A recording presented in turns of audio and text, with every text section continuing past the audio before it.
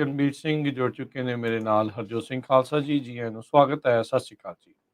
ਸਤਿ ਸ਼੍ਰੀ ਅਕਾਲ, ਧੰਨਵਾਦ ਜੀ ਆਇਆਂ ਨੂੰ। ਪੰਜਾਬੀ ਰੇਡੀਓ ਯੂਐਸਏ ਦੇ ਜਿੰਨੇ ਵੀ ਸਰੋਤੇ ਸਾਡੇ ਸਾਰੇ ਹੀ AM ਸਟੇਸ਼ਨਸ, FM ਸਟੇਸ਼ਨ, ਘਰਾਂ ਦੇ ਵਿੱਚ ਰੇਡੀਓ ਸੈਟਸ ਦੇ ਰਾਹੀਂ, ਟੈਲੀਫੋਨ ਦੇ ਰਾਹੀਂ, ਫੇਸਬੁੱਕ, YouTube ਤੇ ਲਾਈਵ ਦੇਖ ਰਹੇ ਹੋ, ਸੁਣ ਰਹੇ ਹੋ, ਸਾਰਿਆਂ ਨੂੰ ਜੀ ਆਇਆਂ ਨੂੰ ਤੇ ਬਹੁਤ ਹੀ ਪਿਆਰ ਤੇ ਸਤਿਕਾਰ ਭਰੀ ਸਤਿ ਸ਼੍ਰੀ ਅਕਾਲ। ਸਰੋਤਿਓ, ਅੱਜ ਨਵੰਬਰ ਦੀ 2 ਤਰੀਕ ਆ, ਦਿਨ ਬੁੱਧਵਾਰ ਆ। ਤੁਹਾਡੇ ਲਈ ਸਵੇਰ ਦਾ ਅਪਡੇਟ ਅਮਰੀਕਾ ਪ੍ਰੋਗਰਾਮ ਲੈ ਕੇ ਹਾਜ਼ਰ ਹੋਏ ਆ। ਸਾਡੇ ਅੱਜ ਦੇ ਪ੍ਰੋਗਰਾਮ ਦੇ ਸਪਾਂਸਰ ਨੇ ਖਾਲਸਾ ਇੰਸ਼ੋਰੈਂਸ ਏਜੰਸੀ, ਜਿਨ੍ਹਾਂ ਦੇ ਕੋਲੋਂ ਤੁਸੀਂ ਹਰ ਤਰੀਕੇ ਦੀ ਇੰਸ਼ੋਰੈਂਸ ਕਰਵਾ ਸਕਦੇ ਹੋ। ਇਸ ਮੌਕੇ covered California health insurance Obama care ਦੀਆਂ ਐਪਲੀਕੇਸ਼ਨਸ ਦਾ ਵਕਤ ਚੱਲ ਰਿਹਾ ਹੈ। ਰੀਨਿਊਅਲਸ ਅਤੇ ਨਵੀਆਂ ਐਪਲੀਕੇਸ਼ਨ ਦੇ ਲਈ ਜੇ ਤੁਸੀਂ ਇਹਨਾਂ ਨੂੰ ਕਾਲ ਕਰ ਸਕਦੇ ਹੋ 408-272-2500 ਦੇ ਉੱਤੇ। ਕੋਈ ਅਪਡੇਟ ਕਰਵਾਉਣੀ ਹੋਵੇ ਪੁਰਾਣੀ ਹੈਲਥ ਇੰਸ਼ੋਰੈਂਸ ਦੇ ਵਿੱਚ, ਉਸ ਦੇ ਬਾਰੇ ਵੀ ਇਹਨਾਂ ਦੇ ਨਾਲ ਤੁਸੀਂ ਸੰਪਰਕ ਕਰ ਸਕਦੇ ਹੋ। ਨਾਲ ਹੀ ਟੇਰਕੇੜਾ ਇਮੀਗ੍ਰੇਸ਼ਨ ਲਾ ਫਰਮ ਇਮੀਗ੍ਰੇਸ਼ਨ ਦਾ ਹੋਵੇ ਕਿਸੇ ਵੀ ਤਰੀਕੇ ਦਾ ਕੰਮ, ਕਾਲ ਅਟਰਨੀ ਜੇ ਟੇਰਕੇੜਾ 415-909-0503। Manjeet Singh, Narendra Kaur Kular, Avtar Singh Manzil Clovis, Satnam Singh, Amarjit Singh Dasan, Sunny Parewal, Yuba City, Paramjit Singh Deol, Fresno, Lakhvir Singh Samra Texas, Jarnail Singh Johal, Harnek Singh Pabla, Renton Washington, Onkar Singh Fresno, Major Singh Sidhu, Vinder Singh Dhaliwal, Hardial Singh, Inderjit Dhaliwal, Bakersfield, Karamvir Singh Turlock, Harjit Singh Lathrop, Antelope truck stop Burns Wyoming, Karnail Singh Randhawa Sacramento, Zander group, ਜਿੱਥੋਂ ਤੁਸੀਂ ਹੋਮ ਲੋਨਸ ਘਰ ਖਰੀਦਣ ਵੇਚਣ ਦੀਆਂ ਸਰਵਿਸਿਜ਼ ਲੈ ਸਕਦੇ ਹੋ। ਇਹਨਾਂ ਸਾਰਿਆਂ ਦਾ ਅਸੀਂ ਧੰਨਵਾਦ ਕਰਦੇ ਹਾਂ। ਜੇਕਰ ਤੁਸੀਂ ਜਾਂ ਕੋਈ ਹੋਰ ਕਾਰੋਬਾਰ ਇਸ ਪ੍ਰੋਗਰਾਮ ਨੂੰ ਸਪਾਂਸਰ ਕਰਨਾ ਚਾਹੁੰਦੇ ਹੋ, ਸੰਪਰਕ ਕਰ ਸਕਦੇ ਹੋ ਨੰਬਰ 408-722-7698 ਦੇ ਉੱਤੇ। ਜੀ, ਅੱਜ ਦੀਆਂ ਖਬਰਾਂ ਵੱਲ ਚੱਲੀਏ ਤੇ ਪੂਰੀ ਦੁਨੀਆ ਦੇ ਵਿੱਚ ਇਸ ਵੇਲੇ ਬਹੁਤ ਵੱਡਾ ਟਰਮੋਇਲ ਚੱਲ ਰਿਹਾ ਆ ਇਕਨੋਮੀ ਨੂੰ ਲੈ ਕੇ। ਤੇ ਸਾਡੇ ਆਪਣੇ ਮੁਲਕ ਅਮਰੀਕਾ ਦਾ ਵੀ ਇਹੀ ਬੁਰਾ ਹਾਲ ਆ ਇਸ ਵੇਲੇ ਇਨਫਲੇਸ਼ਨ ਨੂੰ ਲੈ ਕੇ। ਇਹਦੇ ਕਈ ਕਾਰਨ ਆ। ਇੰਟਰਸਟ ਰੇਟ ਵੀ ਬਹੁਤ ਵੱਧ ਰਿਹਾ, ਇਨਫਲੇਸ਼ਨ ਬਹੁਤ ਵਧੀ ਹੋਈ ਹੈਗੀ ਆ। ਤੇ ਰਸ਼ੀਆ ਤੇ ਯੂਕਰੇਨ ਦੀ ਜਿਹੜੀ ਲੜਾਈ ਆ ਉਹ ਚੱਲ ਰਹੀ ਆ। ਹਜੇ ਉਹ ਲੜਾਈ ਕਿਸੇ ਸਿਰੇ ਲੱਗੀ ਨਹੀਂ ਤੇ ਨਾਰਥ ਕੋਰੀਆ ਵਾਲੇ ਜਿਹੜੇ ਆ ਹੁਣ ਉਹ ਥਾਪੀਆਂ ਮਾਰ ਰਹੇ ਆ। ਉਹਨਾਂ ਨੇ ਕੱਲ 23 ਮਿਜ਼ਾਈਲਸ ਜਿਹੜੀਆਂ ਆ ਉਹ ਛੱਡੀਆਂ ਹੈਗੀਆਂ, ਜਿਹਦੇ ਨਾਲ ਸਾਊਥ ਕੋਰੀਆ ਨੂੰ ਜਿਹੜਾ ਆ 에ਅਰ ਰੇਡ ਅਲਰਟ ਕਰਨਾ ਪਿਆ। ਸੋ ਸਾਊਥ ਕੋਰੀਆ ਸਾਰਿਆਂ ਨੂੰ ਪਤਾ ਹੀ ਆ ਵੀ ਅਮਰੀਕਾ ਦਾ ਦੋਸਤ ਮੁਲਕ ਹੈਗਾ ਆ। ਹੁਣ ਇੱਧਰਲੀ ਸਾਈਡ ਵੀ ਲੜਾਈ ਲੱਗਣ ਦੇ ਪੂਰੇ ਚਾਂਸ ਲੱਗ ਰਹੇ ਆ। ਜਿਸ ਹਿਸਾਬ ਦੇ ਨਾਲ ਉਹ ਵਾਰ-ਵਾਰ ਮਿਜ਼ਾਈਲਾਂ ਛੱਡ ਰਿਹਾ, ਪਰ ਇਸ ਵਾਰ ਕਹਿੰਦੇ ਭਈ ਇੰਨੀ ਵੱਡੀ ਗਿਣਤੀ ਦੇ ਵਿੱਚ ਮਿਜ਼ਾਈਲਸ ਜੋ ਨਾਰਥ ਕੋਰੀਆ ਨੇ ਛੱਡੀਆਂ, ਇਹ ਕਾਫੀ ਲੰਮੇ ਸਮੇਂ ਤੋਂ ਬਾਅਦ ਛੱਡੀਆਂ ਹੈਗੀਆਂ ਆ। ਤੇ ਇਹਦੇ ਸੰਬੰਧ ਦੇ ਵਿੱਚ US ਤੇ ਸਾਊਥ ਕੋਰੀਆ ਨੇ ਇਹ ਕਿਹਾ ਆ ਵੀ ਇਹਨਾਂ ਨੂੰ ਹੁਣ ਇਸ ਦੀ ਕੀਮਤ ਦੇਣੀ ਪਊਗੀ। South Korea US military drills already ਸ਼ੁਰੂ ਹੋ ਗਈਆਂ ਹੈਗੀਆਂ। ਤੇ ਸਾਊਥ ਕੋਰੀਆ ਦੇ ਮਿਲਟਰੀ ਨੇ ਇਹ ਕਿਹਾ ਆ ਵੀ ਨਾਰਥ ਕੋਰੀਆ ਨੇ 23 ਮਿਜ਼ਾਈਲ 17 ਸਵੇਰ ਨੂੰ ਤੇ 6 ਆਫਟਰਨੂਨ ਨੂੰ ਈਸਟਰਨ ਤੇ ਵੈਸਟਰਨ ਕੋਸਟ ਦੇ ਵਿੱਚ ਛੱਡੀਆਂ ਹੈਗੀਆਂ। ਨਾਰਥ ਕੋਰੀਆ ਨੇ 100 ਦੇ ਕਰੀਬ artillery shells eastern maritime buffer zone ਜੋ ਕੋਰੀਆ ਦਾ ਹੈਗਾ ਆ 2018 ਚ ਕ੍ਰੀਏਟ ਕੀਤਾ ਸੀ ਤਾਂ ਕਿ ਦੋਨਾਂ ਮੁਲਕਾਂ ਦੇ ਵਿੱਚ ਟੈਨਸ਼ਨ ਘਟ ਸਕੇ, ਉੱਥੇ ਇਹ ਮਿਜ਼ਾਈਲਸ ਛੱਡੀਆਂ ਹੈਗੀਆਂ।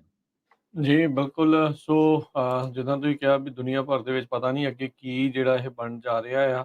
23 ਮਿਜ਼ਾਈਲਾਂ, ਇਹ ਹੁਣ ਤੱਕ ਦੇ ਇਹਨਾਂ ਦੇ ਇਤਿਹਾਸ ਦੇ ਵਿੱਚ ਇੱਕ ਦਿਨ 'ਚ ਸਭ ਤੋਂ ਵੱਧ ਮਿਜ਼ਾਈਲਾਂ ਜਿਹੜੀਆਂ ਛੱਡਣ ਦਾ ਰਿਕਾਰਡ ਕਿਮ ਯੋਂਗ ਉਨ ਨੇ ਜਿਹੜਾ ਉਹ ਬਣਾਇਆ ਹੈਗਾ ਆ। ਵੱਖ-ਵੱਖ ਤਰ੍ਹਾਂ ਦੀਆਂ ਜਿਹੜੀਆਂ ਸ਼ਾਰਟ ਰੇਂਜ ਮਿਜ਼ਾਈਲਸ ਜਿਹੜੀਆਂ ਆ ਉਸ ਤੋਂ ਲੈ ਕੇ ਜਿਹੜੀਆਂ ਆ ਉਹ ਕਹਿੰਦੇ ਆ ਵੀ ਇਹ ਡਿੱਗੀਆਂ ਵੀ ਕਿੱਥੇ ਆ, ਸਾਊਥ ਕੋਰੀਆ ਦਾ ਜਿਹੜਾ ਵਾਟਰ ਦਾ ਬਾਰਡਰ ਆ ਉਸ ਤੋਂ ਜਿਹੜੇ 167 ਕਿਲੋਮੀਟਰ ਦੂਰ, 100 ਮੀਲ ਦੂਰ ਹੀ ਜਿਹੜੀਆਂ ਇਹ ਮਿਜ਼ਾਈਲਸ ਡਿੱਗੀਆਂ ਹੈਗੀਆਂ। ਸੋ ਨਦਰਨ ਲਿਮਿਟ ਲਾਈਨ, ਜਿਸ ਨੂੰ NNL ਆਖਿਆ ਜਾਂਦਾ ਹੈ, ਡੀਫੈਕਟੋ ਇਲਾਕਾ ਹੈਗਾ, inter Korean marine time border ਆ। ਤੇ ਨਾਰਥ ਕੋਰੀਆ ਉੱਦਾਂ ਉਸ ਨੂੰ ਰੈਕੋਗਨਾਈਜ਼ ਚਾਹੇ ਨਹੀਂ ਕਰਦਾ, ਪਰ ਉਸ ਦੇ ਨਜ਼ਦੀਕ ਜਿਹੜੀਆਂ ਉਹ ਲੱਗੀਆਂ ਆ। ਸੋ ਜਾਪਾਨ ਦੇ ਪ੍ਰਾਈਮ ਮਿਨਿਸਟਰ ਵੀ ਇਸ ਦੇ ਵਿੱਚ ਕੁੱਦੇ ਨੇ ਤੇ ਉਹਨਾਂ ਦੀ ਡਿਫੈਂਸ ਮਿਨਿਸਟਰੀ ਨੇ ਵੀ ਇਸ ਚੀਜ਼ ਦੀ ਪੁਸ਼ਟੀ ਕੀਤੀ ਆ ਵੀ ਨਾਰਥ ਕੋਰੀਆ ਦੇ ਦੁਆਰਾ ਇੱਕ ਹੋਰ ਲਾਂਚ ਕੀਤਾ ਗਿਆ ਆ ਵੈਡਨਸਡੇ ਨੂੰ। ਸੋ ਕਹਿੰਦੇ ਵੀ 50 ਕਿਲੋਮੀਟਰ ਦੀ ਉਚਾਈ ਤੱਕ ਇਹਨਾਂ ਦੀਆਂ ਮਿਜ਼ਾਈਲ, ਬਲਾਸਟਿਕ ਮਿਜ਼ਾਈਲ ਜਿਹੜੀਆਂ ਹੋ ਗਈਆਂ ਤੇ ਫਿਰ ਉਹ ਥੱਲੇ ਜਾ ਕੇ ਜਿਹੜੀਆਂ ਡਿੱਗੀਆਂ। ਸੋ ਸਥਿਤੀ ਜਿਹੜੀ ਇਦਾਂ ਦੀ ਹੈ। ਕੱਲ ਜਿਹੜੀ ਹਰਜੋਤ ਸਿੰਘ ਦੀ ਖਬਰ ਇੱਕ ਹੋਰ ਆਈ ਸੀਗੀ, ਇਹ ਦੂਜੇ ਇਲਾਕੇ ਤੋਂ ਜੇ ਦੱਸਦੇ ਜਾਈਏ, ਸਾਊਦੀ ਅਰੇਬੀਆ ਨੇ ਕੱਲ ਇੰਟੈਲੀਜੈਂਸ ਸ਼ੇਅਰ ਕੀਤੀ ਹੈ ਅਮਰੀਕਾ ਦੇ ਨਾਲ। ਕਹਿੰਦੇ ਵੀ ਈਰਾਨ ਉਹਨਾਂ ਉੱਤੇ ਹਮਲਾ ਕਰਨ ਨੂੰ ਜਿਹੜਾ ਤਿਆਰੀ ਵਿੱਢੀ ਬੈਠਾ। ਸੋ ਹੁਣ ਇਹ ਨਹੀਂ ਪਤਾ ਵੀ ਅੱਗੇ ਜਿਹੜਾ ਉਹ ਕੀ ਜਿਹੜਾ ਉਹ ਬਣਨ ਜਾ ਰਿਹਾ ਆ। ਕੱਲ੍ਹ ਇਹ ਵੀ ਚਰਚਾਵਾਂ ਚੱਲ ਰਹੀਆਂ ਸੀਗੀਆਂ ਵੀ ਈਰਾਨ ਰੂਸ ਨੂੰ ਜਿਹੜੀ ਮਦਦ ਆ ਉਹ ਘੱਲੇਗਾ। ਉਹਨਾਂ ਦਾ ਜਿਹੜਾ ਅਸਲਾ ਕਾਫ਼ੀ ਜਿਹੜਾ ਉਹ ਮੁੱਕਿਆ ਆ ਰੂਸ ਦਾ। ਸੋ ਉਸ ਅਸਲੇ ਦੇ ਵਿੱਚ ਮਦਦ ਕਰਨ ਦੇ ਲਈ ਜਿਹੜਾ ਈਰਾਨ ਆ ਉਹ ਰੂਸ ਨੂੰ ਮਦਦ ਜਿਹੜਾ ਆ ਉਹ ਘੱਲ ਸਕਦਾ ਹੈ। ਕੱਲ੍ਹ ਰੂਸ ਦੇ ਦੁਆਰਾ ਯੂਕਰੇਨ ਦੇ ਵਿੱਚ ਪਿਛਲੇ ਕਈ ਦਿਨਾਂ ਤੋਂ ਲਗਾਤਾਰ ਬਹੁਤ ਤਾਬੜਤੋੜ ਹਮਲੇ ਜਿਹੜੇ ਆ ਤੇਜ਼ ਉਹ ਕਰ ਦਿੱਤੇ ਗਏ ਹੈਗੇ ਆ। ਸੋ ਇਹ ਇੱਕ ਵੱਡੀ ਚਿੰਤਾ ਜਿਹੜੀ ਇਸ ਟਾਈਮ ਦੁਨੀਆ ਭਰ ਦੇ ਵਿੱਚ ਬਣੀ ਬੈਠੀ ਆ ਵੀ ਅੱਗੇ ਬਣਨਾ ਕੀ ਆ। ਉਹ ਤਾਂ ਦੁਨੀਆ ਦੇ ਵਿੱਚ ਇਹ ਜਿਹੜੇ ਦਿਨ ਹੁੰਦੇ ਨੇ, ਇਹ ਤਿਉਹਾਰਾਂ ਦੇ ਦਿਨ ਕਹਿ ਲਓ ਵੀ ਪਰਿਵਾਰਾਂ ਦੇ ਨਾਲ ਮਿਲ ਬੈਠਣ ਦੇ ਤੇ ਚੰਗੀਆਂ ਗੱਲਾਂ ਜਾਂ ਸੁਹਿਰਦ ਗੱਲਾਂ ਜਾਂ ਪੋਜ਼ਿਟਿਵ ਗੱਲਾਂ ਕਰਨ ਦੇ ਜਿਹੜੇ ਦਿਨ ਆ ਉਹ ਰਹਿੰਦੇ ਨੇ। ਪਰ ਇਹ ਪਾਸੇ ਵੱਖ-ਵੱਖ ਥਾਵਾਂ ਦੇ ਉੱਤੇ ਜੋ ਇਸ ਟਾਈਮ ਸਥਿਤੀ ਬਣੀ ਪਈ ਆ, ਉਸ ਨੂੰ ਲੈ ਕੇ ਲੋਕ ਚਿੰਤਤ ਨੇ। ਉਮੀਦ ਇਹੀ ਆ ਵੀ ਇਹ ਅੱਗੇ ਜਿਹੜਾ ਹੋਰ ਐਸਕੇਲੇਟ ਨਾ ਹੋਵੇ, ਅੱਗੇ ਜਿਹੜੀ ਗੱਲ ਆ ਬਹੁਤੀ ਨਾ ਵਧੇ, ਪਰ ਡਰ ਜਿਹੜਾ ਜ਼ਰੂਰ, ਸਹਿਮ ਜ਼ਰੂਰ ਲੋਕਾਂ ਦੇ ਮਨਾਂ ਦੇ ਵਿੱਚ ਬਣਿਆ ਪਿਆ ਹੈਗਾ। ਜੀ। ਲੀ ਫੈਰਿਕ ਇਸ ਲਈ ਇੱਕ ਪ੍ਰੋਫੈਸਰ ਹੈਗੇ ਆ ਈਵਾ ਯੂਨੀਵਰਸਿਟੀ ਸਿਓਲ ਦੇ ਵਿੱਚ। ਉਹਨਾਂ ਨੇ ਇਹ ਕਿਹਾ ਵੀ ਨਾਰਥ ਕੋਰੀਆ ਨੇ ਜਿਸ ਹਿਸਾਬ ਨਾਲ ਆਪਣੀ ਮਿਲਟਰੀ ਦੀ ਐਕਸਪੈਂਸ਼ਨ ਕੀਤੀ ਆ, ਉਹਨਾਂ ਦੀਆਂ ਕੈਪੇਬਿਲਿਟੀਜ਼, ਜਿਸ ਤਰ੍ਹਾਂ ਮੈਂ ਅਪਡੇਟ ਕਰਦੇ ਜਾਵਾਂ, ਉਹਨਾਂ ਦਾ ਜਿਹੜਾ ਵਾਟਰ ਆ ਉਹ ਤੇ 26 ਕਿਲੋਮੀਟਰ 16 ਮੀਲ ਦੇ ਲਾਗੇ ਡਿੱਗੀਆਂ ਆ, ਜਿਸ ਤਰ੍ਹਾਂ ਤੁਸੀਂ ਪਹਿਲਾਂ ਦੱਸਿਆ ਸੀ। ਤੇ ਇਹ ਕਹਿੰਦੇ ਵੀ ਇੱਕ ਬਹੁਤ ਖਤਰੇ ਵਾਲੀ ਘੰਟੀ ਹੈਗੀ ਆ। ਜਿੰਨੀਆਂ ਵੀ ਮਿਜ਼ਾਈਲਸ ਨਾਰਥ ਕੋਰੀਆ ਕੋ ਹੈਗੀਆਂ ਆ, ਉਹ ਸਾਊਥ ਕੋਰੀਆ ਦੇ ਜਿੰਨੇ ਵੀ ਸਟ੍ਰੈਟੇਜਿਕ ਪਲੇਸਿਸ ਹੈਗੀਆਂ, ਚਾਹੇ ਉਹਨਾਂ ਦੇ 에ਅਰਪੋਰਟ ਆ ਜਾਂ ਡਿਫੈਂਸ ਦੇ ਸਿਸਟਮ ਆ, ਉੱਥੇ ਤੱਕ ਉਹ ਮਿਸਾਈਲਸ ਜਿਹੜੀਆਂ ਆ ਹਿੱਟ ਕਰ ਸਕਦੀਆਂ ਹੈਗੀਆਂ। ਕੱਲਾ ਉੱਥੇ ਨਹੀਂ, ਜਿੱਥੇ USA ਦਾ ਮਿਲਟਰੀ ਬੇਸ ਵੀ ਹੈਗਾ ਆ, ਉਹ ਵੀ ਨਾਰਥ ਕੋਰੀਆ ਦੇ ਜੋ ਸ਼ਾਰਟ ਰੇਂਜ ਵੈਪਨਸ ਹੈਗੇ ਆ, ਉਹ ਉਹਨਾਂ ਨੂੰ ਸਟ੍ਰਾਈਕ ਕਰ ਸਕਦਾ। ਸੋ ਹੁਣ ਤੁਸੀਂ ਇਹ ਦੇਖ ਲਓ ਵੀ ਇਹਦੇ ਸੰਬੰਧ ਦੇ ਵਿੱਚ ਜੁਆਇੰਟ ਚੀਫ ਆਫ ਸਟਾਫ ਨੇ ਕਿਹਾ ਵੀ 3 ਜਿਹੜੇ ਆ ਨਾਰਥ ਕੋਰੀਆ ਦੇ ਵੈਪਨਸ ਲਾਂਚ ਕੀਤੇ ਗਏ ਆ, ਸ਼ਾਰਟ ਰੇਂਜ ਬੈਲਿਸਟਿਕ ਮਿਸਾਈਲਸ, ਉਹ ਨਾਰਥ ਦੇ ਈਸਟਰਨ ਕੋਸਟਲ ਟਾਊਨ ਆਫ ਵੋਨਸਾਨ ਤੋਂ ਕੀਤੇ ਗਏ ਆ। ਤੇ ਸੀ ਬਾਰਡਰ ਦੇ ਲਾਗੇ, ਜਿਸ ਤਰ੍ਹਾਂ ਮੈਂ ਦੱਸਿਆ ਹੀ ਆ ਵੀ 16 ਮੀਲ ਲਾਗੇ ਜਿਹੜੇ ਆ ਡਿਗੇ ਹੈਗੇ ਆ। ਸੋ ਜਾਪਾਨ ਵਾਲੇ, ਸਾਊਥ ਕੋਰੀਆ ਵਾਲੇ ਤੇ USA ਵਾਲੇ ਹੁਣ ਪੂਰੀ ਤਰ੍ਹਾਂ ਅਲਰਟ ਹੈਗੇ ਆ। ਇਹ ਪਤਾ ਨਹੀਂ ਆਉਣ ਵਾਲੇ ਦਿਨਾਂ ਦੇ ਵਿੱਚ ਕੀ ਹੋਣਾ ਹੈਗਾ ਆ। ਸੋ ਜਿਸ ਤਰ੍ਹਾਂ ਤੁਸੀਂ ਦੱਸਿਆ ਆ, ਉਧਰ ਇਰਾਨ ਵਾਲੇ ਸਾਊਦੀ ਅਰੇਬੀਆ ਤੇ ਅਟੈਕ ਕਰਨ ਨੂੰ ਫਿਰਦੇ ਆ, ਤੇ ਉਧਰ ਰਸ਼ੀਆ ਵਾਲੇ ਯੂਕਰੇਨ ਦੇ ਵਿੱਚ ਜਿਹੜੇ ਆ ਉਹ ਧੱਕਾ ਕਰੀ ਜਾਂਦੇ ਹੈਗੇ ਆ।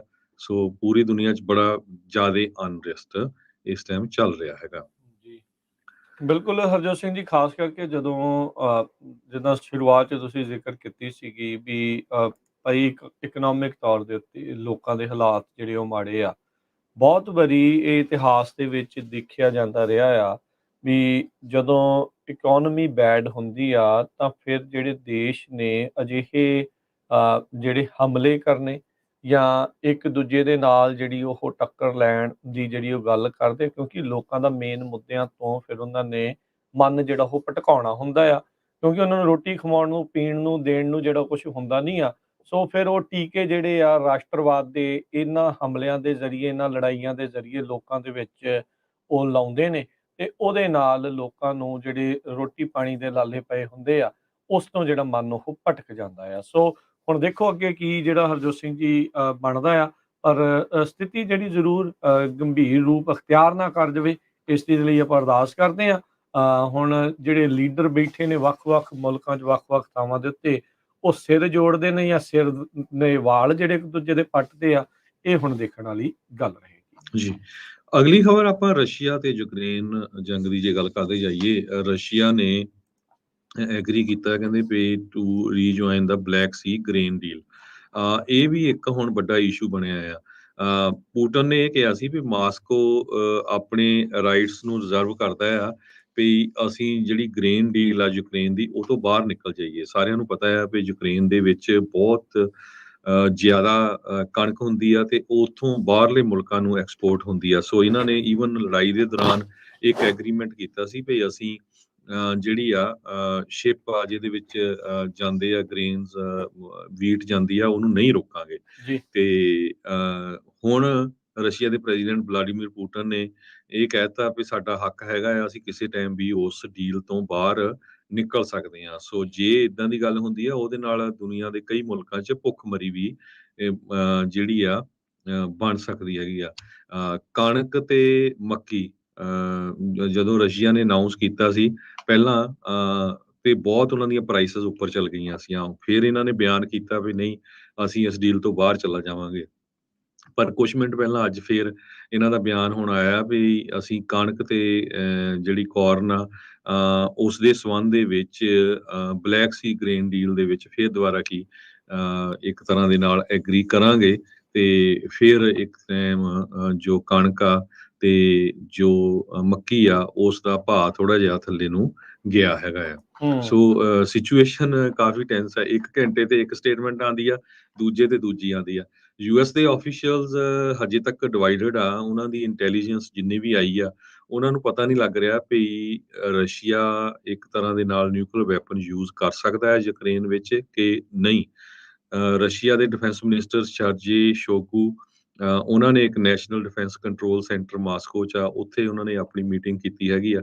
ਤੇ ਯੂਐਸਏ ਵਾਲੇ ਵੀ ਪੂਰੀ ਤਰ੍ਹਾਂ ਤਿਆਰ ਹੈਗੇ ਆ ਵੀ ਪਤਾ ਨਹੀਂ ਕਿਹੜੇ ਟਾਈਮ ਦੇ ਉੱਤੇ ਕੀ ਕਰ ਸਕਦੇ ਹੈਗੇ ਆ। ਯੂਐਸਏ ਨੇ ਨਾਰਥ ਕੋਰੀਆ ਨੂੰ ਅਕਿਊਜ਼ ਕੀਤਾ ਆ ਵੀ ਤੁਸੀਂ ਸੀਕ੍ਰੇਟਲੀ ਜਿਹੜੇ ਆ ਸਪਲਾਈ ਕਰ ਰਹੇ ਆ ਆਰਟਿਲਰੀ ਸ਼ੈਲਸ ਰਸ਼ੀਆ ਦੇ ਲਈ। ਤੇ ਇਸੇ ਤਰ੍ਹਾਂ ਇੱਕ ਹੋਰ ਵੀਡੀਓ ਆਈ ਹੈਗੀ ਆ ਰਸ਼ੀਆ ਤੋਂ, ਜਿੱਥੇ ਰਸ਼ੀਆ ਦੇ ਮਿਡਲ ਆਫ ਰਸ਼ੀਆ ਦੇ ਵਿੱਚ ਉਹਨਾਂ ਦੇ ਜੋ ਹੈਲੀਕਾਪਟਰ ਸੀਗੇ ਮਿਲਟਰੀ ਦੇ, ਉਹਨਾਂ ਨੂੰ ਜਿਹੜਾ ਤਬਾਹ ਕਰ ਦਿੱਤਾ ਗਿਆ ਹੈਗਾ ਆ। ਤੇ ਇਸੇ ਤਰ੍ਹਾਂ ਰਸ਼ੀਆ, ਉਹ ਬਲੈਕ ਸੀ ਸਪੇਨ ਗ੍ਰੇਨ ਡੀਲ ਦੀ ਤਾਂ ਮੈਂ ਆਲਰੇਡੀ ਡਿਸਕਸ ਕਰ ਹੀ ਚੁੱਕਾ ਆ। ਤੇ ਰਸ਼ੀਆ ਨੇ ਆਪਣੇ ਜਿਹੜੇ ਸਿਟੀਜ਼ਨਸ ਆ ਉਹਨਾਂ ਨੂੰ ਕਹਿੰਦੇ ਪਈ ਪਾਰਸ਼ਲੀ ਮੋਬਿਲਾਈਜ਼ ਕੀਤਾ ਹੈਗਾ ਆ ਜੰਗ ਦੇ ਵਿੱਚ ਜਾਣ ਦੇ ਲਈ। ਸੋ ਇਹ ਉੱਥੇ ਵਿੱਚ ਹੀ ਜੇ ਆਪਾਂ ਹਰਜੋਤ ਸਿੰਘ ਜੀ ਐਡ ਕਰਦੇ ਜਾਈਏ, ਯੂਕਰੇਨ ਦੇ ਜਿਹੜਾ ਪਾਵਰ ਗ੍ਰਿਡ ਆ ਉਸ ਉੱਤੇ ਤਾਬੜਤੋੜ ਹਮਲੇ ਹੋਏ ਆ, ਤੇ ਉਹਦੇ ਕਰਕੇ ਕਹਿੰਦੇ ਪਾਵਰ ਆਊਟੇਜ ਘੰਟਿਆਂ ਬੱਧੀ ਯੂਕਰੇਨ ਦੇ ਕਈ ਇਲਾਕਿਆਂ ਦੇ ਵਿੱਚ ਬੰਦ ਰਹੀ ਆ। ਸੋ ਜਿਹੜੀਆਂ ਹੁਣ ਠੰਡ ਚੱਲਦੀ ਆ, ਸਿਆਲ ਚੱਲਦੇ ਆ, ਸਿਆਲਾਂ ਦੇ ਵਿੱਚ ਉੱਥੋਂ ਲੋਕਾਂ ਦੇ ਲਈ ਇੱਕ ਹੋਰ ਨਵੀਂ ਮੁਸ਼ਕਲ ਆ ਉਹ ਸਾਹਮਣੇ ਜਿਹੜੀ ਆ ਚੁੱਕੀ ਆ। ਸੋ ਜਿਹੜੀ ਗ੍ਰੇਨ ਆ ਉਸ ਦਾ ਮਸਲਾ ਤਾਂ ਜਿਹੜਾ ਉਹ ਬਣਿਆ ਹੀ ਪਿਆ ਆ।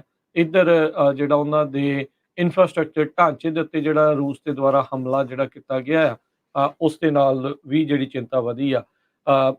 ਜਿਹੜੇ ਯੂਕਰੇਨ ਵਾਲੇ ਆ ਉਹ ਆਪਣੇ ਵੱਲੋਂ ਆંકੜੇ ਜਿਹੜੇ ਉਹ ਦੱਸਦੇ ਆ ਵੀ 73,000 ਰੂਸੀ ਫੌਜੀ ਜਿਹੜੇ ਆ ਇਸ ਜਿਹੜੇ ਯੁੱਧ ਦੇ ਵਿੱਚ, ਜੰਗ ਦੇ ਵਿੱਚ ਹੁਣ ਤੱਕ ਮਰ ਚੁੱਕੇ ਆ। ਇਸ ਨੂੰ ਵੈਰੀਫਾਈ ਜਿਹੜਾ ਉਹ ਨਹੀਂ ਕੀਤਾ ਜਾ ਸਕਦਾ, ਇਹ ਉਹਨਾਂ ਦੇ ਆંકੜੇ ਆ। ਉਧਰ ਰੂਸੀ ਅਧਿਕਾਰੀ ਜਿਹੜੇ ਆ ਉਹ ਕਹਿੰਦੇ 6,000 ਰੂਸੀ ਫੌਜੀ ਜਿਹੜੇ ਹੁਣ ਤੱਕ ਇਸ ਕੌਨਫਲਿਕਟ 'ਚ ਮਰ ਚੁੱਕੇ ਆ। ਜੇ ਕੰਪੈਰੀਜ਼ਨ ਕਰਨਾ ਹੋਵੇ, 20 ਸਾਲ ਅਮਰੀਕਾ ਅਫਗਾਨਿਸਤਾਨ ਦੇ ਵਿੱਚ ਰਿਹਾ ਆ ਤੇ 3,000 ਤੋਂ ਘੱਟ ਜਿਹੜੇ ਫੌਜੀ ਆ ਅਮਰੀਕਾ ਦੇ, ਆਲਦੋ ਉਹ ਵੀ ਬਹੁਤ ਵੱਡਾ ਨੰਬਰ ਹੁੰਦਾ ਆ, ਪਰ 3,000 ਤੋਂ ਵੀ ਘੱਟ ਜਿਹੜਾ ਉਹ ਆંકੜਾ ਸੀਗਾ ਜਿਹੜਾ 20 ਸਾਲਾਂ ਦੇ ਵਿੱਚ ਅਮਰੀਕੀ ਫੌਜੀ ਜਿਹੜੇ ਉੱਥੇ ਉਹਨਾਂ ਨੇ ਗਵਾਏ ਆ। ਇੱਥੇ ਕੁਝ ਮਹੀਨਿਆਂ ਦੇ ਵਿੱਚ ਰੂਸ ਦੇ ਆਪਣੇ ਮੂੰਹੋਂ ਬੋਲਦੇ ਨੇ ਵੀ 6,000 ਫੌਜੀ ਜਿਹੜੇ ਲੂਜ਼ ਕਰਦੇ ਆ, ਤੇ ਯੂਕਰੇਨ ਵਾਲਿਆਂ ਨੇ ਤਾਂ 73,000 ਜਿਹੜੇ ਇਸ ਦੇ ਵਿੱਚ ਉਹ ਆਖਦੇ ਨੇ। ਸੋ ਇਸ ਟਾਈਮ ਕਈ ਥਾਵਾਂ ਦੇ ਉੱਤੇ ਜਿਹੜਾ ਇਹ ਯੁੱਧ ਆ ਉਹ ਚੱਲ ਰਿਹਾ ਆ। ਅਨੈਕਸੇਸ਼ਨ ਜਿਹੜੀ ਉਹ ਰੈਫਰੈਂਡਮ ਜਿਹੜੇ ਕਰਵਾ ਕੇ ਅਨੈਕਸੇਸ਼ਨ ਜਿਹੜੀ ਉਹਨਾਂ ਨੇ ਕੀਤੀ ਹੈਗੀ ਆ 4 ਜਿਹੜੇ ਇਲਾਕਿਆਂ ਦੀ, ਤੇ ਇਹ ਹਰਜੋਤ ਸਿੰਘ ਜੀ ਵੀ ਕਾਫੀ ਵੱਡਾ ਇੰਪੈਕਟ ਪੈ ਰਿਹਾ ਆ। ਹੁਣ ਰੂਸ ਦੇ ਉੱਤੇ ਸ਼ਿਕੰਜਾ ਕੱਸਣ ਦੇ ਲਈ ਆਰਥਿਕ ਤੌਰ ਦੇ ਉੱਤੇ ਮੋਸਟਲੀ ਕਰ ਸਕਦੇ। ਹੁਣ ਸਿੱਧਾ ਤਾਂ ਰੂਸ ਦੇ ਨਾਲ ਕੋਈ ਵੀ ਮੁਲਕ ਹੋਰ ਨਹੀਂ ਲੜ ਰਿਹਾ। ਗਲੋਬਲ ਇੰਪੈਕਟ ਦੇ ਵਿੱਚ ਬ੍ਰਿਟੇਨ ਦੇ ਦੁਆਰਾ 4 ਹੋਰ ਜਿਹੜੇ ਅਮੀਰ ਰਸ਼ੀਅਨ ਸੀਗੇ, ਓਲੀਗਾਰਕਸ ਜਿਨ੍ਹਾਂ ਨੂੰ ਆਖਿਆ ਜਾਂਦਾ ਆ, ਉਹਨਾਂ ਦੇ ਉੱਤੇ ਵੀ ਜਿਹੜੀ ਆ ਸੈਂਕਸ਼ਨਸ ਆ ਉਹ ਲਾ ਦਿੱਤੀਆਂ ਗਈਆਂ ਹੈਗੀਆਂ। ਜ਼ੈਲੈਂਸਕੀ ਨੇ ਇੱਕ ਵਾਰੀ ਫਿਰ ਮੰਗ ਕੀਤੀ ਆ ਵੀ ਯੂਕਰੇਨ ਦੇ ਲਈ ਜਿਹੜੀ 에ਅਰ ਸ਼ੀਲਡ ਆ ਉਹ ਉਹਨਾਂ ਨੂੰ ਜਿਹੜੀ ਉਹ ਦਿੱਤੀ ਜਿਹੜੀ ਉਹ ਜਾਵੇ। ਸੋ ਇਹ ਹੁਣ ਅੱਗੇ ਦੇਖੋ ਕੀ ਜਿਹੜਾ ਇਸ ਦੇ ਵਿੱਚ ਬਣਦਾ ਆ। ਰੂਸ ਨੇ ਪੁਤਿਨ ਦੇ ਦੁਆਰਾ ਪਿਛਲੇ ਮਹੀਨੇ ਦੇ ਵਿੱਚ ਇਸ ਗੱਲ ਦੇ ਉੱਤੇ ਬੜਾ ਜ਼ੋਰ ਜਿਹੜਾ ਉਹ ਦਿੱਤਾ ਸੀਗਾ, ਬਾਰ-ਬਾਰ ਧਮਕੀਆਂ ਦਿੱਤੀਆਂ ਦੁਨੀਆ ਭਰ ਨੂੰ ਵੀ ਪਰਮਾਣੂ ਹਥਿਆਰਾਂ ਦੀ ਵਰਤੋਂ ਉਹ ਕਰ ਸਕਦੇ ਆ, ਪਰ ਬਾਅਦ ਦੇ ਵਿੱਚ ਉਸਨੇ ਇਸ ਚੀਜ਼ ਤੋਂ ਯੂ ਟਰਨ ਮਾਰਦੇ ਹੋਏ ਜਿਹੜੀ ਕਿ ਚੰਗੀ ਗੱਲ ਆ ਵੀ ਭਾਈ, ਵੀ ਕਹਿੰਦਾ ਵੀ ਸ਼ਾਇਦ ਇਸ ਦੀ ਜਿਹੜੀ ਉਸ ਨੂੰ ਲੋੜ ਨਾ ਪਵੇ। ਸੋ ਹੁਣ ਅੱਗੇ ਦੇਖੋ ਕੀ ਹੁੰਦਾ ਹੈ, ਪਰ ਇਹ ਮੁੱਦਾ ਅਜੇ ਤੱਕ ਕੋਈ ਸੁਲਝਦਾ ਹੋਇਆ ਨਜ਼ਰ ਨਹੀਂ ਆ ਰਿਹਾ। ਰਸ਼ੀਆ ਦੇ ਪ੍ਰੈਜ਼ੀਡੈਂਟ ਪੁਟਿਨ ਨੇ ਇਹ ਕਿਹਾ ਵੀ ਉਸਨੇ ਹਜੇ ਤੱਕ ਡਿਸਾਈਡ ਨਹੀਂ ਕੀਤਾ ਵੀ ਉਹ ਪ੍ਰੈਜ਼ੀਡੈਂਸ਼ੀਅਲ ਟਰਮ ਦੀ ਜਿਹੜੀ ਇਲੈਕਸ਼ਨ ਆ 2024 ਚ ਹੋਣੀ ਆ, ਉਹਦੇ ਲਈ ਰਨ ਕਰਨਗੇ ਕਿ ਨਹੀਂ। ਪੁਟਿਨ 1999 ਤੋਂ ਲੈ ਕੇ ਹੁਣ ਤੱਕ ਰਸ਼ੀਆ ਦੀ ਪਾਵਰ ਦੇ ਵਿੱਚ ਚੱਲ ਰਿਹਾ ਆ, ਤੇ 2021 ਦੇ ਵਿੱਚ ਪੁਟਿਨ ਨੇ ਇੱਕ ਨਵਾਂ ਲਾਅ ਬਣਾ ਦਿੱਤਾ ਸੀ, ਜਿਹਦੇ ਮੁਤਾਬਕ ਉਹ 2 ਹੋਰ ਟਰਮਾਂ 6-6 ਸਾਲ ਦੀਆਂ ਪ੍ਰੈਜ਼ੀਡੈਂਸ਼ੀਅਲ ਟਰਮ ਦੇ ਲਈ ਰਨ ਕਰ ਸਕਦਾ ਹੈਗਾ, ਤੇ ਜਿਹੜੀ ਕਿ 2036 ਤੱਕ ਟਰਮ ਬਣਦੀ ਆ। ਜੀ। ਅਗਲੀਆਂ ਜਿਹੜੀਆਂ ਹਰਜੋਤ ਸਿੰਘ ਜੀ ਖਬਰਾਂ ਹੈ ਉਸ ਦੇ ਉੱਤੇ ਨਜ਼ਰ ਮਾਰਦੇ ਜਾਈਏ ਤਾਂ ਕਹਿੰਦੇ ਵੀ ਇਸ ਥੈਂਕਸਗਿਵਿੰਗ ਦੇ ਉੱਤੇ ਜਿਹੜੇ ਟਰਕੀ ਖਾਣ ਦੇ ਸ਼ੌਕੀਨ ਨੇ ਉਹਨਾਂ ਦੇ ਲਈ ਇੱਕ ਮਾੜੀ ਖਬਰ ਆ। ਕਹਿੰਦੇ ਵੀ ਥੈਂਕਸਗਿਵਿੰਗ ਆ ਰਹੀ ਆ, ਪਰ ਟਰਕੀ ਦੇ ਜਿਹੜੇ ਫਾਰਮਰਸ ਆ ਕੈਲੀਫੋਰਨੀਆ ਤੋਂ ਲੈ ਕੇ ਪੈਂਸਿਲਵੇਨੀਆ ਤੱਕ ਪੂਰੇ ਮੁਲਕ ਭਰ ਦੇ ਵਿੱਚ ਉਹਨਾਂ ਦੇ ਲਈ ਜਿਹੜਾ ਏਵੀਅਨ ਫਲੂ ਸੀਗਾ, ਏਵੀਅਨ ਇਨਫਲੂਐਂਜ਼ਾ, ਉਸ ਦੇ ਨਾਲ ਕਹਿੰਦੇ ਉਹਨਾਂ ਦੇ ਫਲੌਕਸ ਤੇ ਟਰਕੀ ਦੇ ਉਹ ਖਤਮ ਹੋ ਗਏ ਆ। ਕਹਿੰਦੇ ਵੀ ਇਹ ਜਿਹੜਾ ਨਵਾਂ ਵੇਰੀਐਂਟ ਇਸ ਵਾਰ ਜਿਸ ਨੂੰ ਬਰਡ ਫਲੂ ਜਾਂ ਏਵੀਅਨ ਫਲੂ ਜਿਹਨੂੰ ਆਖਿਆ ਜਾਂਦਾ ਆ, ਉਹਦੇ ਨਾਲ 6 ਮਿਲੀਅਨ ਟਰਕੀ ਮਰ ਚੁੱਕੇ ਨੇ। ਕਹਿੰਦੇ ਵੀ ਇਸ ਵਾਰ ਥੈਂਕਸਗਿਵਿੰਗ ਦੇ ਉੱਤੇ ਟਰਕੀ ਦੀ ਜਿਹੜੀ ਸ਼ਾਰਟੇਜ ਆ ਉਹ ਹੋ ਸਕਦੀ ਆ। ਇਸ ਸਾਲ ਦਾ ਜਿਹੜਾ ਆਊਟਬ੍ਰੇਕ ਆ ਕਹਿੰਦੇ ਵੀ ਜਦੋਂ ਦੇ ਵੀ ਰਿਕਾਰਡ ਕੀਤੇ ਜਾ ਰਹੇ ਆ, ਆંકੜੇ ਕੀਤੇ ਜਾ ਰਹੇ ਆ, ਕਹਿੰਦੇ ਵੀ ਔਨ ਟਰੈਕ ਹੈਗਾ ਵੀ ਹੁਣ ਤੱਕ ਦਾ ਸਭ ਤੋਂ ਮਾੜਾ ਜਿਹੜਾ ਉਹ ਹੋਊਗਾ ਤੇ ਥੈਂਕਸਗਿਵਿੰਗ ਦੇ ਉੱਤੇ ਟਰਕੀ ਸ਼ਾਰਟੇਜ ਜਿਹੜੀ ਆ ਉਹ ਹੋ ਸਕਦੀ ਆ। ਸੋ ਯੂਐਸ ਐਗਰੀਕਲਚਰ ਡਿਪਾਰਟਮੈਂਟ ਨੇ ਜਿਹੜਾ ਇਹ ਕਿਹਾ ਆ ਵੀ ਜਿਹੜੇ 6 ਮਿਲੀਅਨ ਟਰਕੀ ਆ ਨੇਸ਼ਨ ਵਾਈਡ, ਇਹ ਕੁੱਲ 3% ਉੱਦਾਂ ਬਣਦੇ ਆ ਟੋਟਲ ਟਰਕੀ ਪ੍ਰੋਡਕਸ਼ਨ ਦਾ, ਵੀ ਉਹ ਆਲਰੇਡੀ ਇਸ ਵਾਇਰਸ ਦੇ ਕਰਕੇ ਖਤਮ ਜਿਹੜੇ ਆ ਉਹ ਹੋ ਸਕਦੇ ਆ, ਹੋ ਚੁੱਕੇ ਆ, ਤੇ ਇਹ ਆંકੜਾ ਹੋਰ ਵੀ ਵੱਧ ਸਕਦਾ ਆ। ਉਤੋਂ ਮਹਿੰਗਾਈ ਦੇ ਚੱਲਦਿਆਂ ਇਸ ਵਾਰ ਬਹੁਤ ਸਾਰੇ ਲੋਕਾਂ ਨੂੰ ਇਹ ਦੇਖਣਾ ਪਊਗਾ ਵੀ ਭਾਈ ਟਰਕੀ ਖਰੀਦਿਆ ਵੀ ਜਾ ਸਕਦਾ ਆ ਜਾਂ ਨਹੀਂ। ਕਹਿੰਦੇ ਵੀ ਇਨਫਲੇਸ਼ਨ ਦੇ ਕਰਕੇ ਕਈ ਥਾਵਾਂ ਦੇ ਉੱਤੇ ਟਰਕੀ ਦੀ ਜਿਹੜੀ ਪਿਛਲੇ ਸਾਲ ਦੇ ਨਾਲੋਂ ਕੀਮਤ 20% ਵੱਧ ਵੀ ਜਿਹੜੀ ਉਹ ਹੋ ਸਕਦੀ ਹੈਗੀ ਆ। ਸੋ ਬਹੁਤ ਸਾਰੇ ਜਿਹੜੇ ਫਾਰਮਰਸ ਆ, ਟਰਕੀ ਫਾਰਮ ਵਾਲੇ ਆ, ਉਹਨਾਂ ਨੂੰ ਵੀ ਹੁਣ ਕਾਫੀ ਜਿਹੜੀ ਇਸ ਟਾਈਮ ਚਿੰਤਾ ਜਿਹੜੀ ਉਹ ਸਤਾ ਰਹੀ ਆ ਵੀ ਥੈਂਕਸਗਿਵਿੰਗ ਤੱਕ ਸਟੋਰਾਂ ਦੇ ਉੱਤੇ ਟਰਕੀ ਜਿਹੜੇ ਵਿਚਾਰੇ ਪਹੁੰਚ ਸਕਣਗੇ ਜਾਂ ਨਹੀਂ। ਜੀ। ਅਗਲੀ ਖਬਰ ਟਿਕਟੌਕ ਦੇ ਸੰਬੰਧ ਦੇ ਵਿੱਚ ਆ। ਐਫਸੀਸੀ ਦੇ ਕਮਿਸ਼ਨਰ ਨੇ ਯੂਐਸ ਗਵਰਨਮੈਂਟ ਨੂੰ ਬੇਨਤੀ ਕੀਤੀ ਆ ਵੀ ਟਿਕਟੌਕ ਨੂੰ ਟੋਟਲੀ ਯੂਐਸਏ ਦੇ ਵਿੱਚੋਂ ਬੰਦ ਕਰ ਦਿੱਤਾ ਜਾਵੇ। ਇਹਦਾ ਕਾਰਨ ਉਹਨਾਂ ਨੇ ਪ੍ਰਾਈਵੇਸੀ ਇਸ਼ੂਜ਼ ਨੂੰ ਲੈ ਕੇ ਦੱਸਿਆ ਆ। ਟਿਕਟੌਕ ਕੰਪਨੀ, ਜਿਸ ਨੂੰ Chinese technology company white dance ਕਰਕੇ ਜੋ ਓਨ ਕਰਦੀ ਹੈਗੀ ਆ, ਤੇ ਇਹ ਬਾਈ ਲਾ, ਚਾਈਨਾ ਦੀ ਲਾ ਦੇ ਮੁਤਾਬਕ ਉਸ ਨੂੰ ਜਿਹੜੀ ਚਾਈਨਾ ਦੀ ਸੀਸੀਪੀ ਆ ਉਸ ਦੇ ਨਾਲ ਡਾਟਾ ਸ਼ੇਅਰ ਕਰਨਾ ਪੈਂਦਾ ਹੈਗਾ ਆ। ਫੈਡਰਲ ਕਮਿਊਨੀਕੇਸ਼ਨ ਕਮਿਸ਼ਨਰ ਜਿਹੜੇ ਆ ਕਾਰ, ਉਹ ਇੱਕ ਇੰਟਰਵਿਊ ਦੇ ਦੌਰਾਨ ਉਹਨਾਂ ਨੇ ਦੱਸਿਆ ਵੀ ਇੰਨੀ ਵੱਡੀ ਗਿਣਤੀ ਦੇ ਵਿੱਚ ਡਾਟਾ ਡਾਊਨਲੋਡ ਹੋ ਰਿਹਾ ਯੂਐਸਏ 'ਚ, ਤੁਸੀਂ ਵੀ ਹੈਰਾਨ ਹੋ ਜਾਓਗੇ। 200 ਮਿਲੀਅਨ ਡਾਊਨਲੋਡਸ ਯੂਐਸਏ ਦੇ ਵਿੱਚ ਹੋ ਰਹੇ ਹੈਗੇ ਆ, ਡਾਊਨਲੋਡ ਇਹਦੇ ਉੱਤੇ। ਤੇ ਆਲਰੇਡੀ ਇੱਕ ਲਿਟੀਗੇਸ਼ਨ ਵੀ ਚੱਲ ਰਹੀ ਹੈਗੀ ਆ US council on foreign investment ਦੇ ਉੱਤੇ, CFI US ਜਿਹੜੀ ਆ, ਵੀ ਕਿਸੇ ਤਰ੍ਹਾਂ ਜਿਹੜੀ ਐਪ ਆ ਉਸ ਨੂੰ ਡਾਇਵਰਸਟ ਕੀਤਾ ਜਾ ਸਕਦਾ ਆ ਵਾਈਟ ਡਾਂਸ ਤੋਂ, ਜੋ ਕਿ ਸਿਰਫ ਯੂਐਸਏ ਦੇ ਵਿੱਚ ਚੱਲੇ ਤੇ ਚਾਈਨਾ ਦੇ ਵਿੱਚ ਉਹਦਾ ਡਾਟਾ ਨਾ ਸ਼ੇਅਰ ਹੋਵੇ। ਤੇ ਕਾਰ ਜੋ ਕਮਿਸ਼ਨਰ ਆ ਉਹਨਾਂ ਨੇ ਇਹ ਕਿਹਾ, ਈਵਨ ਦੋ ਜੇ ਡੀਲ ਪਹੁੰਚ ਵੀ ਜਾਂਦੀ ਆ ਤੇ ਡਾਟਾ ਪ੍ਰੋਟੈਕਸ਼ਨ ਫਿਰ ਵੀ ਇਹ ਸਿਕਿਉਰ ਨਹੀਂ ਹੋਊਗਾ। ਈਵਨ ਦੋ ਚਾਈਨਾ ਹਮੇਸ਼ਾ ਹੀ ਕਹਿ ਰਿਹਾ ਆ ਵੀ ਜਿੰਨੇ ਵੀ ਟਿਕਟੌਕ ਦੇ ਯੂਜ਼ਰਸ ਹੈਗੇ ਆ ਉਹਨਾਂ ਦਾ ਸਾਰਾ ਡਾਟਾ ਸੇਫ ਹੈਗਾ ਆ। ਸੋ ਟਿਕਟੌਕ ਨੂੰ ਲੈ ਕੇ ਪ੍ਰੈਜ਼ੀਡੈਂਟ ਡੋਨਲਡ ਟਰੰਪ ਉਹਨਾਂ ਦੇ ਐਡਮਿਨਿਸਟ੍ਰੇਸ਼ਨ ਦੌਰਾਨ ਵੀ ਕਾਫੀ ਜਿਹੜੀ ਖਿੱਚਮ-ਖੱਚ ਹੋਈ ਸੀ ਚਾਈਨਾ ਦੇ ਨਾਲ, ਤੇ ਇੱਕ ਵਾਰੀ ਫੇਰ ਹੁਣ ਇਹ ਮੁੱਦਾ ਜਿਹੜਾ ਆ ਫਰੰਟ ਤੇ ਆ ਗਿਆ ਟਿਕਟੌਕ ਨੂੰ ਲੈ ਕੇ, ਵੀ ਹੁਣ ਐਫਸੀਸੀ ਦਾ ਕਮਿਸ਼ਨਰ ਇਹ ਸਿੱਧਾ ਗਵਰਨਮੈਂਟ ਨੂੰ ਕਹਿ ਰਿਹਾ ਵੀ ਇਸ ਨੂੰ ਬੰਦ ਕੀਤਾ ਜਾਵੇ। ਜੀ, ਇਸ ਤੋਂ ਪਹਿਲਾਂ ਕਈ ਸੈਨੇਟਰਸ ਦੇ ਨਾਲ ਇਸ ਐਫਸੀਸੀ ਦੇ ਵਿੱਚੋਂ ਸਾਬਕਾ ਜਿਹੜੇ ਕਮਿਸ਼ਨਰਸ ਆ ਉਹਨਾਂ ਨੇ ਵੀ ਇਹ ਜਿਹੜੀ ਚਿੱਠੀ ਲਿਖ ਕੇ ਇਹਨਾਂ ਨੂੰ ਮੰਗ ਕੀਤੀ ਸੀ ਵੀ ਟਿਕਟੌਕ ਨੂੰ ਜਿਹੜਾ ਉਹ ਅਮਰੀਕਾ ਦੇ ਵਿੱਚ ਜਿਹੜਾ ਉਹ ਬੰਦ ਕੀਤਾ ਜਾਵੇ। ਰੀਸੈਂਟਲੀ ਵੀ ਇੱਕ ਹੋਰ ਖਬਰ ਟਿਕਟੌਕ ਦੇ ਨਾਲ ਸੰਬੰਧਿਤ ਇਹੀ ਜਿਹੜੀ ਉਹ ਆਈ ਸੀ ਵੀ ਉਹਨਾਂ ਦਾ ਡਾਟਾ ਜਿਹੜਾ ਆ ਚਾਈਨਾ ਦੇ ਵਿੱਚ, ਖਾਸ ਕਰਕੇ ਯੂਐਸ ਦੇ ਜਿਹੜੇ ਕੁਛ ਮੇਨ ਇਨਫਲੂਐਂਸਰ ਕਹਿ ਲਓ ਜਾਂ ਉਹ ਯੂਐਸ ਬੇਸਡ ਜਿਹੜਾ ਯੂਜ਼ਰ ਆ, ਉਹਨਾਂ ਦੇ ਡਾਟੇ ਦੇ ਉੱਤੇ ਜਿਹੜੀ ਨਜ਼ਰ ਆ ਉਹਨਾਂ ਦੀ ਰੱਖੀ ਆ, ਉਹ ਉਧਰਲੇ ਪਾਸੇ ਸ਼ੇਅਰ ਜਿਹੜਾ ਉਹ ਹੋ ਰਿਹਾ ਸੀਗਾ। ਸੋ ਇਹ ਇੱਕ ਚਿੰਤਾ ਦਾ ਵਿਸ਼ਾ ਆ। ਹੁਣ ਦੇਖੋ ਹਰਜੋਤ ਸਿੰਘ ਜੀ, ਇੱਕ ਹੋਰ ਇਸ ਦੇ ਨਾਲ ਜੁੜੀ ਹੋਈ ਮੈਂ ਇਹ ਗੱਲ ਕਰਨਾ ਚਾਹੁੰਦਾ ਵੀ ਹੁਣ ਯੂਐਸ ਦੀ ਜਿਹੜੀ ਡਿਪਾਰਟਮੈਂਟ ਆ, ਉਹ ਦੇਖ ਰਿਹਾ ਆ ਵੀ ਜਿਹੜਾ ਮਸਕ ਨੇ ਡੀਲ ਕੀਤੀ ਆ ਟਵਿੱਟਰ ਵਾਲੀ $44 ਬਿਲੀਅਨ ਦੀ, ਉਹਦੇ ਟਰਮਸ ਦੇ ਡੀਲ ਦੇ ਵਿੱਚ ਇਹ ਵੀ ਆ ਵੀ ਜਿਹੜੇ ਫੋਰਨ ਇਨਵੈਸਟਰਸ ਆ ਉਹਨਾਂ ਨੂੰ ਐਕਸੈਸ ਹੋਊਗਾ ਜਿਹੜੀ ਕੌਨਫੀਡੈਂਸ਼ੀਅਲ ਇਨਫੋਰਮੇਸ਼ਨ ਹੈਗੀ ਆ ਟਵਿੱਟਰ ਦੇ ਉੱਤੇ, ਜਿਹੜੇ ਸੋਸ਼ਲ ਮੀਡੀਆ ਪਲੇਟਫਾਰਮ ਆ। ਸੋ ਉਸ ਆਧਾਰ ਤੋਂ ਜਿਹੜਾ ਯੂਐਸ ਆ ਟਵਿੱਟਰ ਦੀ ਇਸ ਡੀਲ ਦੇ ਉੱਤੇ ਅੱਖ ਰੱਖਣ ਦੀ ਜਿਹੜੀ ਕੋਸ਼ਿਸ਼ ਕਰ ਰਿਹਾ, ਉਹ ਦੇਖ ਰਿਹਾ ਵੀ ਇਹ ਚੀਜ਼ ਅਲਾਉ ਕੀਤੀ ਜਾ ਸਕਦੀ ਹੈ ਜਾਂ ਨਹੀਂ। ਦੂਜੇ ਪਾਸੇ ਟਿਕਟੌਕ ਨੂੰ ਲੈ ਕੇ ਬਾਰ-ਬਾਰ ਜਿਹੜੀਆਂ ਖਬਰਾਂ ਆ ਉਹ ਆ ਰਹੀਆਂ ਹੈਗੀਆਂ ਆ। ਸੋ ਹੁਣ ਦੇਖੋ ਅੱਗੇ ਜਿਹੜਾ ਇਸ ਦੇ ਵਿੱਚ ਕੀ ਬਣਦਾ ਆ, ਵੀ ਟਿਕਟੌਕ ਨੂੰ ਬੈਨ ਹੋਊਗਾ ਜਾਂ ਨਹੀਂ ਹੋਊਗਾ। ਜਿਹੜੀ ਬਾਈਟ ਡਾਂਸ ਸ਼ਾਇਦ ਇਹਨਾਂ ਦੀ ਇੱਕ ਮੇਨ ਕੰਪਨੀ ਆ ਉੱਥੇ ਦੀ, ਉਹਦੇ ਦੁਆਰਾ ਇਹ ਸਾਰਾ ਕੁਛ ਜਿਹੜਾ ਹੁਣ ਕੀਤਾ ਜਾ ਰਿਹਾ ਆ।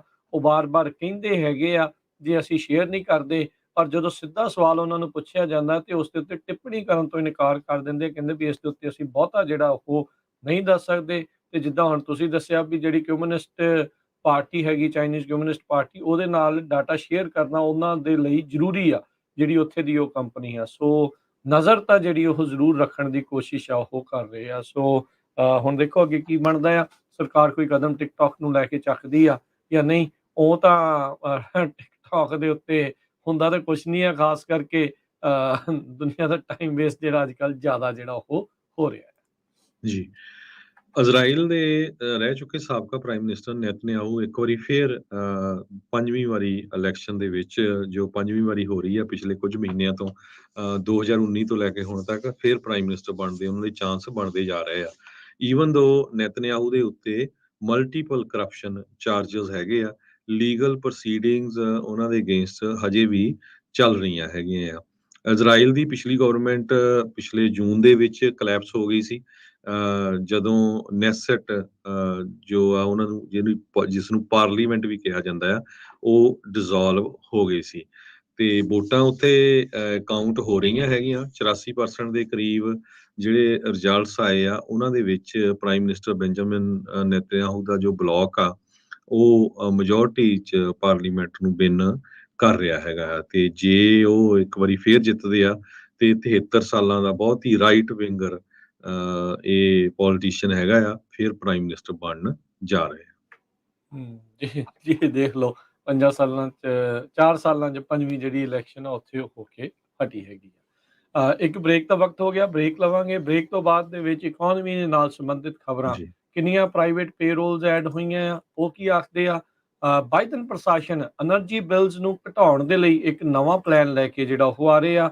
ਵੈਲਸ ਫਾਰਗੋ ਦੇ ਵਿੱਚ ਮਾਰਗੇਜ ਸਟਾਫ ਨੂੰ ਲੈ ਕੇ ਚਰਚਾਵਾਂ, ਤੇ ਇੱਕ ਜ਼ੂ ਦੇ ਵਿੱਚੋਂ ਸ਼ੇਰ ਭੱਜ ਗਏ, ਉਸ ਦੇ ਬਾਰੇ ਚਰਚਾਵਾਂ ਕਰਾਂਗੇ। ਮਿਲਦੇ ਤੇ ਆ ਜੀ, ਫੈਡ ਵੀ ਡਿਸੀਜਨ ਅੱਜ ਲੈ ਕੇ ਆ ਰਿਹਾ, ਇੰਟਰਸਟ ਰੇਟ ਕਿੰਨਾ ਕੁ ਵਧਾਉਣਾ ਆ, ਤੇ ਵਧਾਉਣਾ ਬਹੁਤ ਹੈ। ਇੰਪੋਰਟੈਂਟ ਖਬਰਾਂ ਹੈ। ਇਸੇ ਤਰ੍ਹਾਂ ਜੁੜੇ ਰਹੋ ਸਾਡੇ ਨਾਲ।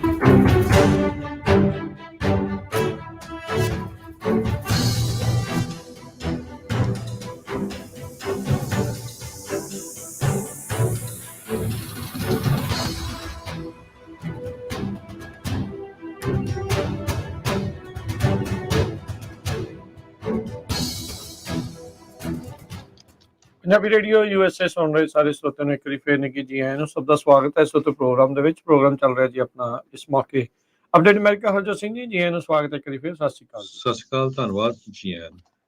ਇਕਨੋਮੀ ਦੀਆਂ ਖਬਰਾਂ ਵੱਲ ਵਧਣ ਤੋਂ ਪਹਿਲਾਂ ਜਿਹੜੀ ਸ਼ੇਰਾਂ ਦੀ ਖਬਰ ਜਿਹੜੀ ਇੱਕ ਆ ਰਹੀ ਆ, ਸਿਡਨੀ ਦਾ ਜਿਹੜਾ ਇੱਕ ਜ਼ੂ ਸੀਗਾ ਤਰੋਂਗਾ ਜ਼ੂ, ਉੱਥੇ ਉਹਨਾਂ ਨੇ ਇੱਕ ਵਿਸ਼ੇਸ਼ ਪ੍ਰੋਗਰਾਮ ਲਿਖਿਆ ਸੀਗਾ ਜਿਸ ਦੇ ਵਿੱਚ ਇੱਕ ਐਗਜ਼ੀਬਿਟ ਦੇ ਵਿੱਚ ਜਿਹੜੇ ਸ਼ੇਰ ਸੀਗੇ ਉਹ ਤੇ ਉਸਦੇ ਬਾਹਰ-ਬਾਹਰ ਜਿਹੜੇ ਲੋਕ ਆ ਉਹਨਾਂ ਨੂੰ ਸੌਣ ਦਾ, ਕੈਂਪਿੰਗ ਕਰਨ ਦਾ ਜਿਹੜਾ ਇੱਕ ਮੌਕਾ ਦਿੱਤਾ ਗਿਆ ਸੀਗਾ। ਪਰ ਸਮਹਾਉ ਕਹਿੰਦੇ ਆ ਵੀ ਰਾਤ ਨੂੰ ਜਿਹੜੇ 5 ਉੱਥੋਂ ਦੇ ਜਿਹੜੇ ਸ਼ੇਰ ਸੀਗੇ ਉਸ ਐਗਜ਼ੀਬਿਟ ਦੇ ਵਿੱਚੋਂ ਭੱਜਣ 'ਚ ਕਾਮਯਾਬ ਹੋ ਗਏ ਤੇ ਲੋਕਾਂ 'ਚ ਜਿਹੜੀ ਆ ਫਿਰ ਉੱਥੇ ਜਿਹੜੀ ਭਗਦੜ ਜਿਹੜੀ ਆ ਉਹ ਮਚ ਗਈ।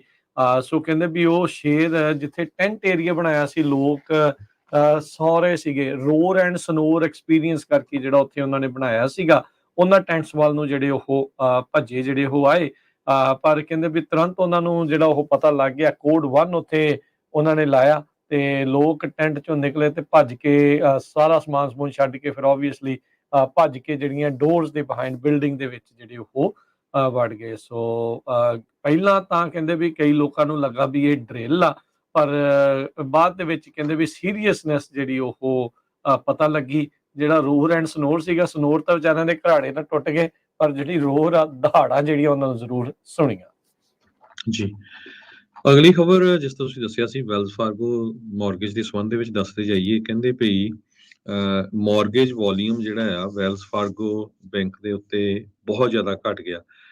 ਚੌਥੇ ਕੁਆਰਟਰ ਦੇ ਸ਼ੁਰੂ ਦੇ ਹਫ਼ਤਿਆਂ ਦੇ ਵਿੱਚ 18,000 ਲੋਨ ਓਰੀਜੀਨੇਸ਼ਨ ਪਾਈਪਲਾਈਨ ਦੇ ਵਿੱਚ ਸੀਗੇ ਵੈਲਸ ਫਾਰਗੋ ਦੇ ਕੋਲ, ਜੋ ਕਿ 90% ਘੱਟ ਆ ਪਿਛਲੇ ਸਾਲ ਨਾਲੋਂ। ਸੋ ਇਹਦੇ ਨਾਲ ਕਹਿੰਦੇ ਵੀ ਬਹੁਤ ਵੱਡੀ ਗਿਣਤੀ ਦੇ ਵਿੱਚ ਵੈਲਸ ਫਾਰਗੋ ਦੇ EMPLOYEES ਨੂੰ ਲੇ ਆਫ ਕੀਤਾ ਜਾਊਗਾ। ਪਿਛਲੇ ਮਹੀਨਿਆਂ ਦੇ ਵਿੱਚ ਵੀ ਵੈਲਸ ਫਾਰਗੋ 'ਚ ਕਾਫੀ ਲੇ ਆਫ ਹੋਈ ਸੀ। ਕਹਿੰਦੇ ਵੀ ਬੋਰੋਇੰਗ ਕੋਸਟ 7% ਦੇ ਕਰੀਬ ਆ 30 ਸਾਲਾਂ ਦੀ ਲੋਨ ਦੀ, ਜੋ ਕਿ 3% ਤੋਂ ਲੈ ਕੇ 4% ਅਪ ਹੈਗਾ।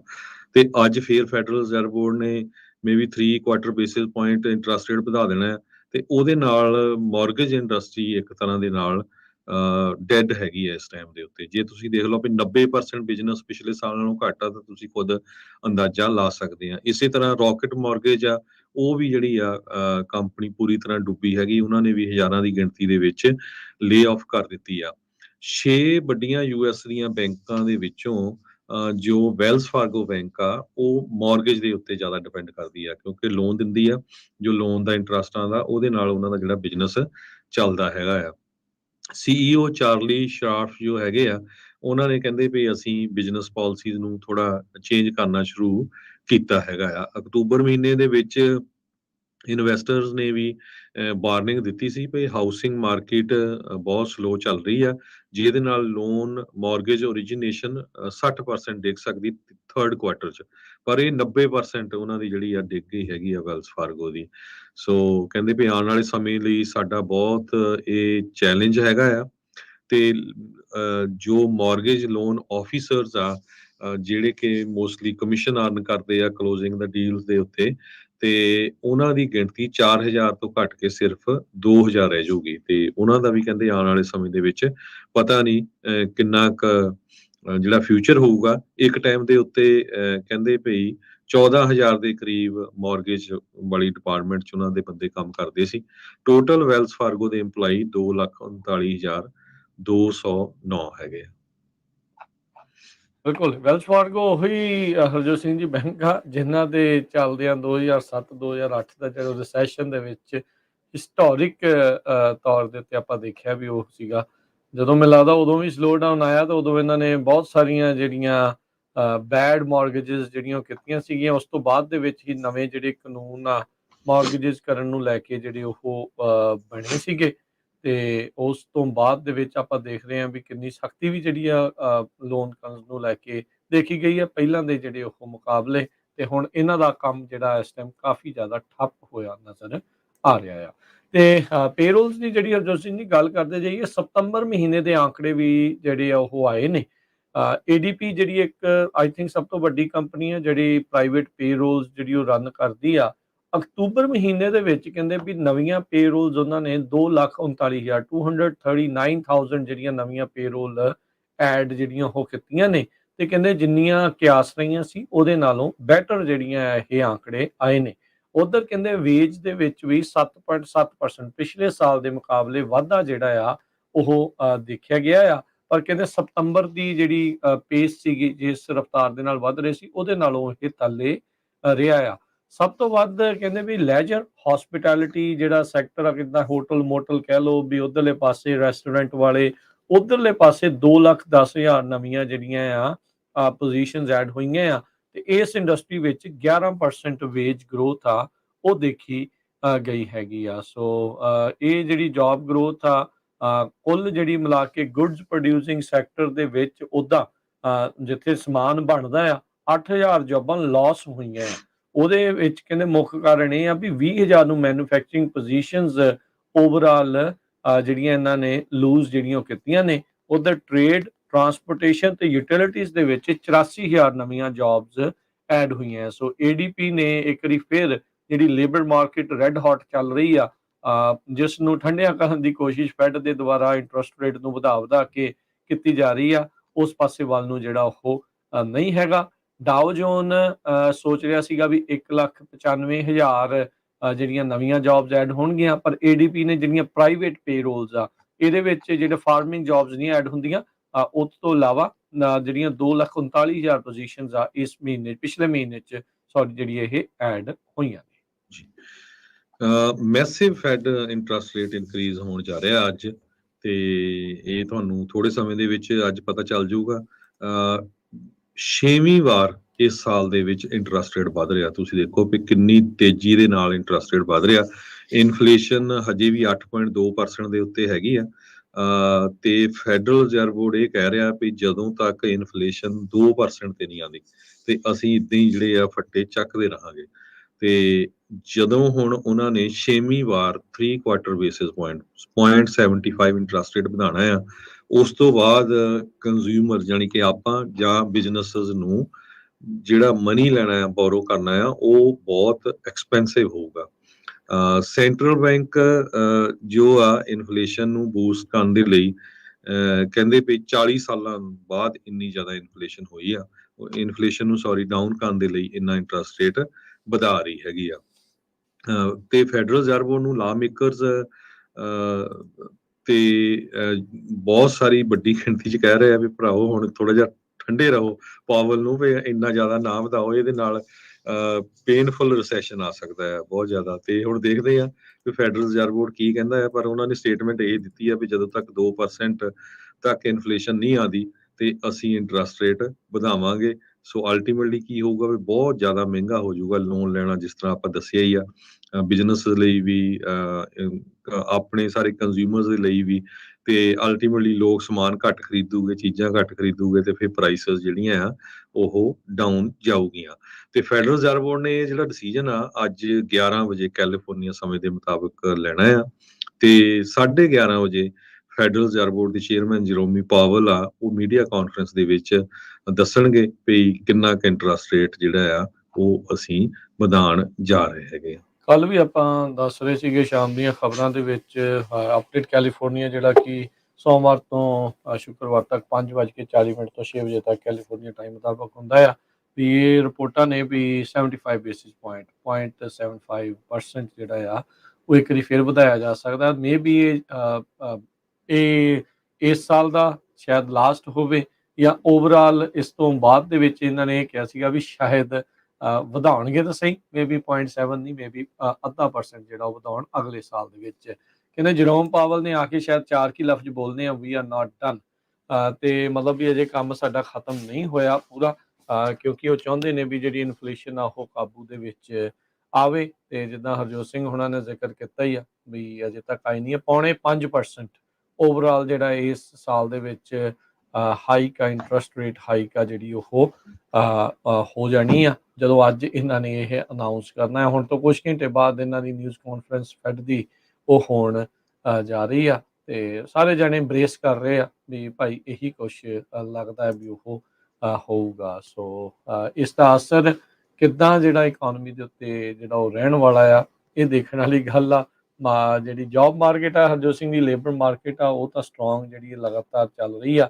ਅਜੇ ਵੀ ਆਪਾਂ ਕੱਲ ਵੀ ਦੱਸਿਆ ਸੀਗਾ ਵੀ ਇੱਕ ਬੰਦੇ ਦੇ ਮੁਕਾਬਲੇ ਇੱਕ ਅਨਇੰਪਲੋਇਡ ਦੇ ਲਈ 2 ਜੌਬਸ ਅਜੇ ਵੀ ਅਵੇਲੇਬਲ ਜਿਹੜੀਆਂ ਉਹ ਦੱਸੀਆਂ ਜਾ ਰਹੀਆਂ ਨੇ।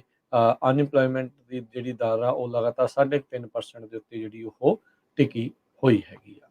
ਜੀ ਅਗਲੀ ਜਿਹੜੀ ਹਰਜੋਤ ਸਿੰਘ ਜੀ ਗੱਲ ਕਰਦੇ ਜਾਈਏ, ਬਾਈਡਨ ਪ੍ਰਸ਼ਾਸਨ ਦੇ ਦੁਆਰਾ ਜਿਹੜੇ ਅਮਰੀਕੀ ਪਰਿਵਾਰਾਂ ਨੂੰ ਉਹਨਾਂ ਦੇ એનર્ਜੀ ਬਿਲਸ ਆ ਉਹਨਾਂ ਨੂੰ ਘਟਾਉਣ ਦੇ ਲਈ $13 ਬਿਲੀਅਨ ਦੀ ਜਿਹੜੀ ਰਾਸ਼ੀ ਆ ਉਹ ਹੁਣ ਪ੍ਰੋਵਾਈਡ ਕਰਨ ਬਾਰੇ ਉਹ ਸੋਚਿਆ ਜਿਹੜਾ ਉਹ ਜਾ ਰਿਹਾ ਆ। ਵਾਈਸ ਪ੍ਰੈਜ਼ੀਡੈਂਟ ਕਮਲਾ ਹੈਰਿਸ ਉਹਨਾਂ ਨੇ ਇਸ ਨਵੇਂ ਇਨੀਸ਼ੀਏਟਿਵ ਦੇ ਬਾਰੇ ਅੱਜ ਅਨਾਉਂਸ ਜਿਹੜਾ ਉਹ ਕੀਤਾ ਆ। ਸ਼ੀਟ ਮੈਟਲ ਵਰਕਰਸ ਦੀ ਟ੍ਰੇਨਿੰਗ ਫੈਸਿਲਿਟੀ ਨੂੰ ਉੱਥੇ ਵਿਜ਼ਿਟ ਕਰ ਰਹੇ ਸੀਗੇ ਬੋਸਟਨ ਦੇ ਵਿੱਚ, ਉੱਥੇ ਐਲਾਨਿਆ ਗਿਆ ਆ। ਹੈਲਥ ਹਿਊਮਨ ਸਰਵਿਸਿਜ਼ ਦੇ ਦੁਆਰਾ $4.5 ਬਿਲੀਅਨ ਜਿਹੜੇ ਉਹ ਰਿਲੀਜ਼ ਕੀਤੇ ਜਾਣਗੇ low income home energy assistance program ਦੇ ਜਿਹੜੇ ਉਹ ਤਹਿਤ। ਇਸ ਦੇ ਨਾਲ ਲੋਕਾਂ ਨੂੰ ਆਪਣੇ ਐਨਰਜੀ ਬਿਲਸ, ਜਿਨ੍ਹਾਂ 'ਚ ਬਿਜਲੀ ਦੇ ਬਿੱਲ ਆਪਾਂ ਕਹਿ ਸਕਦੇ ਹਾਂ, ਤੇ ਉਹ ਉਸ ਦੇ ਨਾਲ ਰਿਲੇਟਡ ਜਿਹੜੀਆਂ ਰਿਪੇਅਰਸ ਦੇ ਲਈ ਇਹ ਰਾਸ਼ੀ ਜਿਹੜੀ ਹੋਊਗੀ। ਉਸ ਤੋਂ ਇਲਾਵਾ ਬਾਈਡਨ ਪ੍ਰਸ਼ਾਸਨ ਦੇ ਦੁਆਰਾ $9 ਬਿਲੀਅਨ ਜਿਹੜਾ ਆ ਉਹ ਰਿਲੀਜ਼ ਕੀਤਾ ਜਾਊਗਾ ਲੋ ਤੋਂ ਮੋਡਰੇਟ ਇਨਕਮ ਫੈਮਿਲੀਜ਼ ਜਿਹੜੀਆਂ ਆ ਉਹਨਾਂ ਨੂੰ, ਉਹਨਾਂ ਦੇ એનર્ਜੀ ਕਾਸਟ ਆ ਉਸ ਨੂੰ ਘਟਾਉਣ ਦੇ ਲਈ, ਤੇ એનર્ਜੀ ਐਫੀਸ਼ੀਐਂਟ ਅਪਗ੍ਰੇਡਸ ਜਿਹੜੇ ਉਹ ਕਰਨ ਦੇ ਲਈ।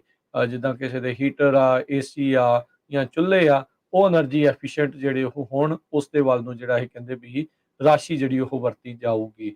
ਸੋ ਇਸ ਇਨੀਸ਼ੀਏਟਿਵ ਦੇ ਤਹਿਤ department of health and human services $4.5 billion ਜਿਹੜੀ ਉਹ ਹੋਊਗੀ।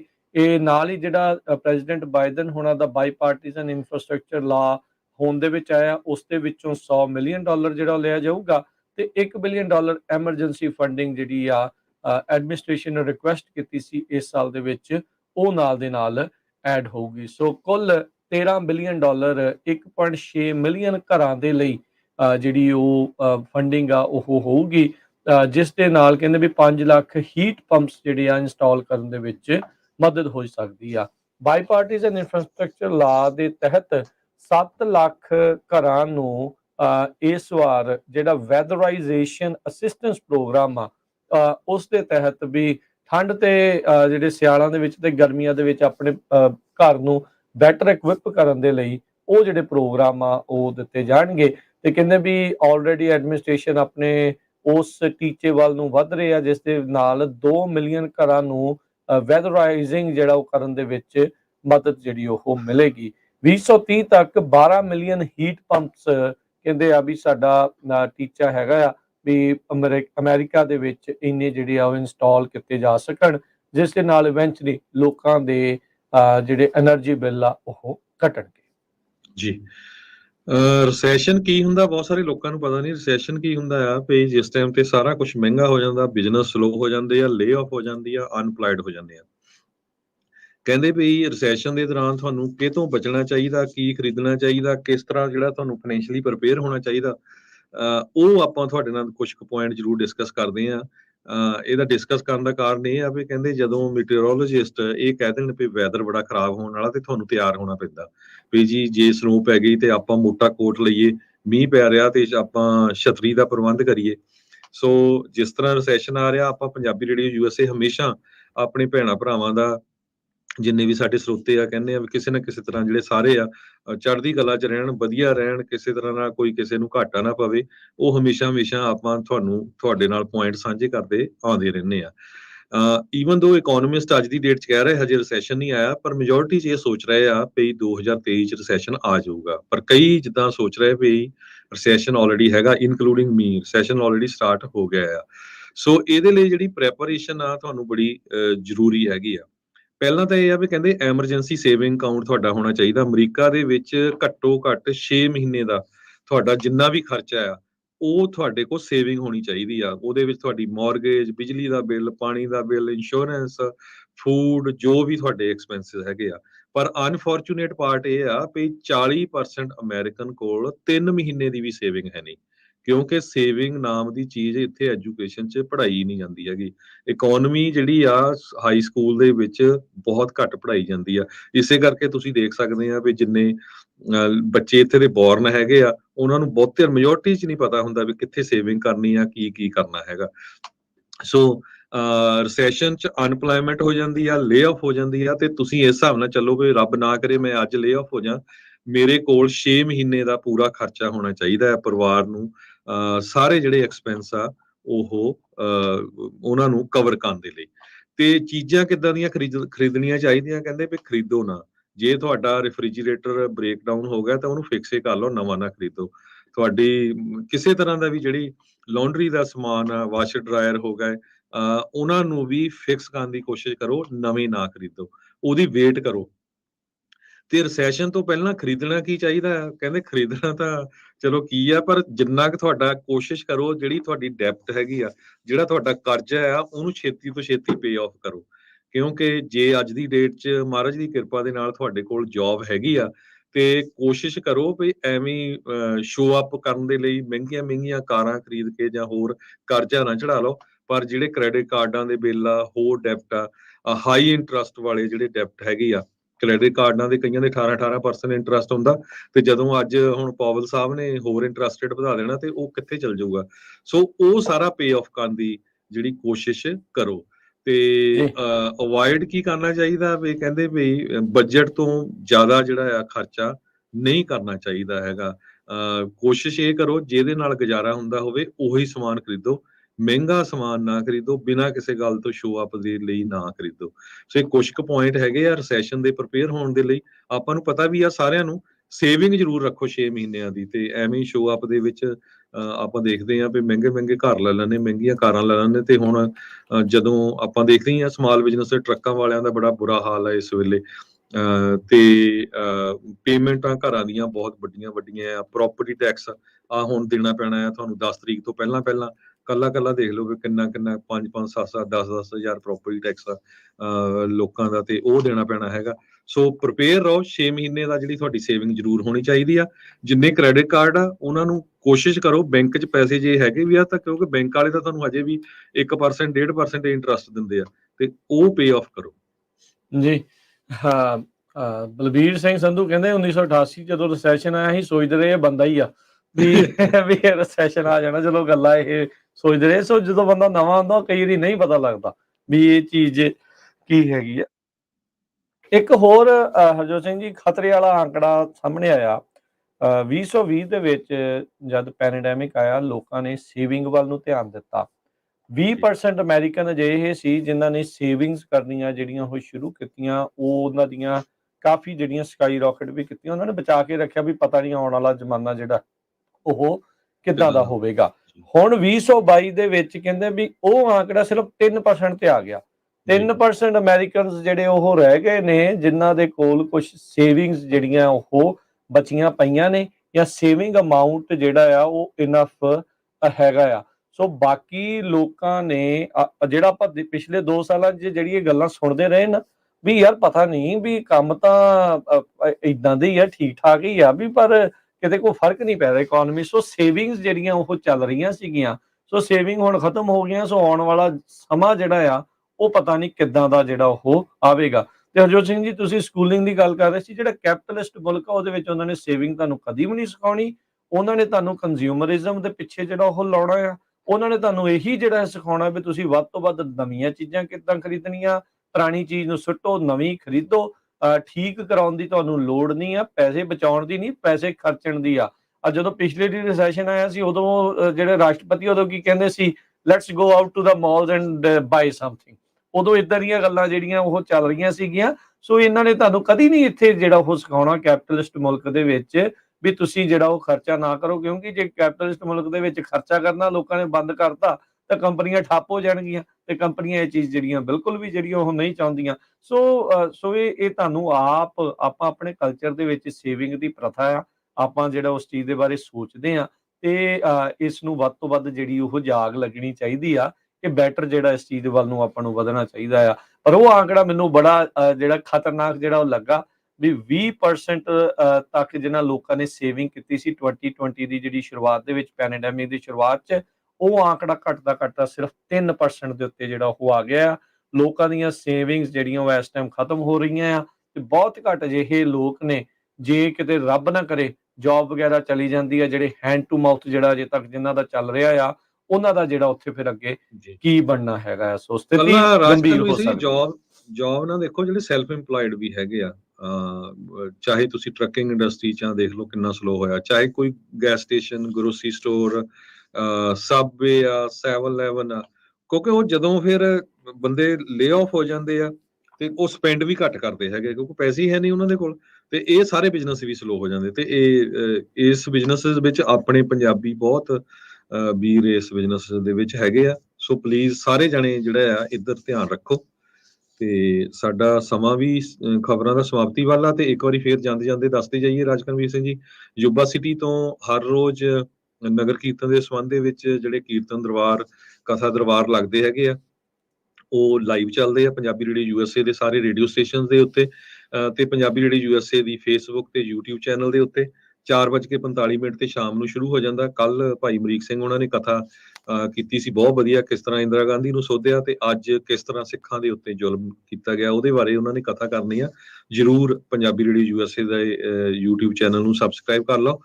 ਜਿਹੜੇ ਸਾਡੇ ਸਰੋਤੇ ਸੁਣਦੇ, ਕਈ ਵਾਰੀ ਬਜ਼ੁਰਗ ਬਹੁਤ ਪੁੱਛਦੇ ਆ, ਉਹਨਾਂ ਨੂੰ ਪਤਾ ਨਹੀਂ ਹੁੰਦਾ YouTube ਤੇ ਕਿੱਦਾਂ ਜਾਣਾ, ਤੇ ਨਿਆਣਿਆਂ ਨੂੰ ਬੇਨਤੀ ਆ ਵੀ ਪਲੀਜ਼ ਉਹਨਾਂ ਨੂੰ ਜਰੂਰ ਦੱਸ ਦਿਆ ਕਰੋ। ਤੇ ਇਸੇ ਤਰ੍ਹਾਂ ਸ਼ੁੱਕਰਵਾਰ, ਵੀਰਵਾਰ ਨੂੰ ਸਾਡੀ ਟੀਮ ਨੇ ਉੱਥੇ ਪਹੁੰਚ ਜਾਣਾ, ਵੀਰਵਾਰ ਆਫਟਰਨੂਨ ਦੇ ਵਿੱਚ, ਸ਼ੁੱਕਰ, ਸ਼ਨੀਚਰ, ਐਤਵਾਰ, ਤਿੰਨੇ ਦਿਨ ਬੂਥ ਦੇ ਉੱਤੇ ਜਰੂਰ ਆਇਓ, ਮਿਲਿਓ, ਕਿਉਂਕਿ ਸਾਡਾ ਵੀ ਹੌਸਲਾ ਅਫਜ਼ਾਈ ਹੁੰਦਾ ਆ, ਕਿਉਂਕਿ ਪਿਛਲੇ 2 ਸਾਲਾਂ ਦੇ ਦੌਰਾਨ ਤੁਹਾਡੇ ਸਾਰਿਆਂ ਦੇ ਆਸ਼ੀਰਵਾਦ ਦੇ ਨਾਲ ਤੇ ਮਹਾਰਾਜ ਦੀ ਕਿਰਪਾ ਨਾਲ ਅਸੀਂ ਕੰਮ ਬਹੁਤ ਕੀਤਾ ਰੇਡੀਓ ਤੇ, ਬਹੁਤ ਕਰੋਨਾ ਵਾਇਰਸ ਨੂੰ ਲੈ ਕੇ, PPP ਲੋਨ, ਜਿੱਥੇ ਵੀ ਕਿਤੇ ਇਕਨੋਮੀ ਨੂੰ ਲੈ ਕੇ ਜਿੱਥੇ ਵੀ ਲੋਕਾਂ ਦੀ ਹੈਲਪ ਹੋ ਸਕੀ, ਹਰ ਇੱਕ ਖਬਰ ਕੱਢ ਕੇ, ਹਰ ਇੱਕ ਉਹ ਨਿਊਜ਼ ਤੁਹਾਡੇ ਨਾਲ ਸਾਂਝੀ ਕੀਤੀ ਹੈਗੀ ਆ।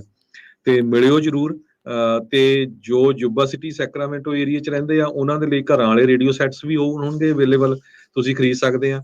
ਤੇ ਜੋ ਬਾਹਰ ਦੂਰ ਦਰਾਡੇ ਰਹਿੰਦੇ ਆ, ਇੰਟਰਨੈਟ ਰੇਡੀਓ ਸੈਟ ਸਾਡੇ ਕੋਲ ਲਿਮਟਿਡ ਹੈਗੇ ਪੰਜਾਬੀ ਰੇਡੀਓ USA ਕੋਲ, ਤੇ ਉਹ ਤੁਸੀਂ ਤਿੰਨੇ ਦਿਨ ਆ ਕੇ ਉੱਥੇ ਲੈ ਸਕਦੇ ਆ। ਜੇ ਤੁਸੀਂ ਪਹਿਲਾਂ ਕਾਲ ਕਰ ਲਓ ਤੇ ਤੁਹਾਡੇ ਲਈ ਰਿਜ਼ਰਵ ਕਰ ਲਾਂਗੇ, ਕਿਉਂਕਿ ਤੁਹਾਨੂੰ ਪਤਾ ਵੀ ਅੱਜ ਕੱਲ ਜਿਹੜੀ ਆ ਉਹ ਘੱਟ ਆਉਂਦੇ ਹੈਗੇ ਆ, ਤੇ ਉਹ ਇੰਟਰਨੈਟ ਰੇਡੀਓ ਸੈੱਟ ਦੀ ਸਾਡੇ ਕੋਲ ਜਿਹੜੀ ਸਪਲਾਈ ਉਹ ਲਿਮਟਿਡ ਆ। ਤੇ ਪੰਜਾਬੀ ਰੇਡੀਓ USA ਦੇ ਤੁਸੀਂ ਸਟੂਡੀਓ 'ਚ ਕਾਲ ਕਰ ਲਿਓ ਤੇ ਆਪਣਾ ਨਾਮ ਨੰਬਰ ਦੱਸ ਦਿਓ ਤੇ ਤੁਹਾਡਾ ਫਿਰ ਉਹ ਰਿਜ਼ਰਵ ਕਰ ਲਾਂਗੇ। 408 272 5200 ਤੇ ਕਾਲ ਕਰ ਲਿਓ ਜੀ। ਹੁਣ ਇੱਥੇ ਲੈਂਦੇ ਹਾਂ ਜੀ ਇਜਾਜ਼ਤ, ਮੇਰੇ ਰਾਜਕਨਵੀਰ ਸਿੰਘ ਵੱਲੋਂ ਤੇ ਹਰਜੋਤ ਸਿੰਘ ਵੱਲੋਂ ਸਭ ਨੂੰ ਪਿਆਰ ਭਰੀ ਸਤਿ ਸ਼੍ਰੀ ਅਕਾਲ ਜੀ। ਸੁਣਦੇ ਰਹੋ, ਦੇਖਦੇ ਰਹੋ ਪੰਜਾਬੀ ਰੇਡੀਓ US